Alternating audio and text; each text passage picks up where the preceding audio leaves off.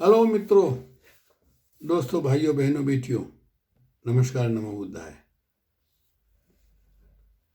हमारे जीवन का ये भी लक्ष्य होना चाहिए कि हम अगर लंबी उम्र जीना चाहते हैं तो जब तक जिएं स्वस्थ रह करके जिएं। इस पर भी मैं चूँकि नेचुरोपैथी का डॉक्टर हूँ, थोड़ा थोड़ा सिखाता समझाता हूँ। ये वीडियो बना के आप तक पहुँचाता हूँ और आप देखें, दूसरों को बताएं, पालन करें। एक कब्ज कई बीमारियां पैदा करती हैं, इसलिए हमें ध्यान रखना है पाचन क्रिया। हमारे शरीर में पाचन क्रिया भोजन चबाने के बाद से शुरू हो जाती है। जैसे हमने भोजन करने वाला यूं लिया और हमारा मुंह यूं चलने लगा तो पाचन क्रिया शुरू हो जाती है।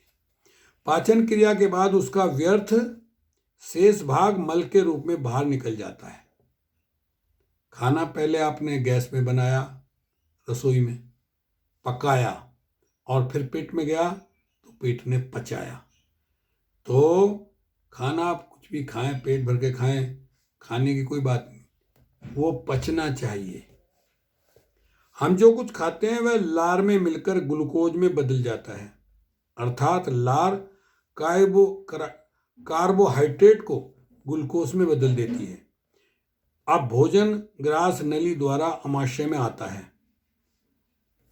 आमाशय में 3 प्रकार के सूत्र मिलते हैं, लंबे, आड़े तथा वृत्ताकार। ये सूत्र बारी बार से प्रसारण व संकुचन द्वारा आमाशय की दीवारों में गति उत्पन्न करते हैं। इसमें 2 सूत्र लंबे होते हैं, वे हृदय द्वार से नीचे जठर निर्गम द्वार तक जाते हैं। आमाशय में जठर रस भोजन को पचाता है। अब भोजन तरल रूप में बदलकर छोटी आंत में चला जाता है। यहाँ अग्नाशय व पित्ताशय से पाचक रस भोजन में मिल जाते हैं। अब दोबारा पाचन क्रिया होती है।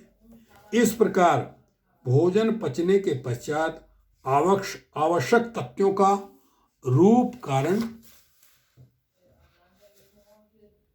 रूप धारण करता है, जो खून में मिल जाता है।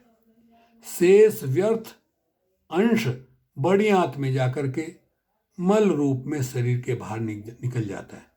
देखिए किस तरह से ये हमारा पेट जो है एक तरह की ऑटोमेटिक मशीन है, किस तरह होता है सब काम। पाचन में सहायक प्रमुख अंग। पाचन क्रिया अत्यंत महत्वपूर्ण तथा जटिल क्रिया है। रस बनने से पहले भोजन को कुछ विशिष्ट प्रक्रियाओं से गुजरना पड़ता है। इन क्रियाओं में जिनकी विशिष्ट भूमिका होती है, यहाँ उन्हीं की चर्चा की जा रही है।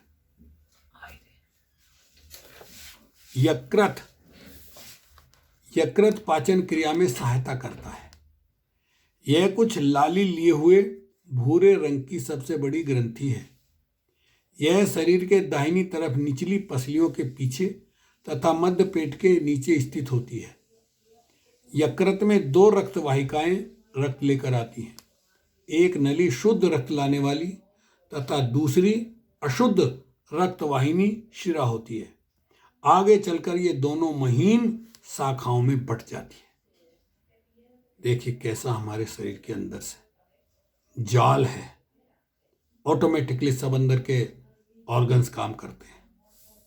पित्ताशय, यह यकृत के पीछे नाशपाती के आकार की छोटी थैली होती है। यकृत में पित्त बनता रहता है।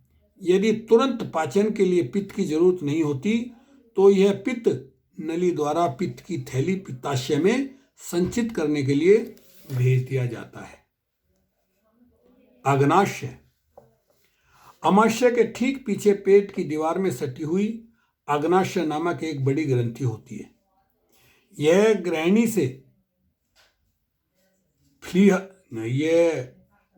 से प्लीहा तक फैली होती है।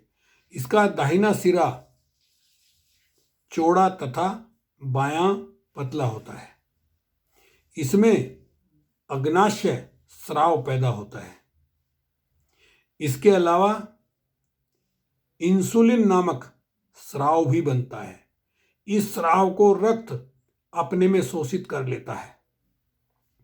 यदि रस पर्याप्त मात्रा में नहीं बनता तो मधुमेह, डायबिटीज, शुगर नाम की बीमारी हो जाती है। यहाँ बोलिए हम बोलते हैं दियाबेती, भारत में बोलते हैं डायबिटीज या मधुमेह या शुगर हो जाता है। देखिए, प्लीहा, यह बैंगनी रंग की लगभग 12 सेंटीमीटर लंबी ग्रंथि होती है। यह आमाशय के बाईं तरफ पसलियों के अंदर रहती है। यह आंत तथा वृक्क से मिली रहती है। यह छूने में पिलपिली सी मालूम पड़ती है। यह पाचन तंत्र से कोई सीधा संबंध नहीं रखती, परंतु यह शरीर में रक्त कोषागार का काम करती है। इसका काम आमाशय तथा आंतों को जरूरत पड़ने पर खून देना है। जब यह आमाशय तथा आंतों को रक्त देती है तो सिकुड़ जाती है। इसमें कुछ श्वेत कणिकाएं भी उत्पन्न होती हैं। तो साथियों, वीडियो लंबी ना हो जाए, आप इस वीडियो को शुरू से आखिर तक देखें, सुने और अपने मित्रों को सेंड करें, कमेंट करें और घंटी पर भी बटन दबाएं। ओके, शुक्रिया, धन्यवाद।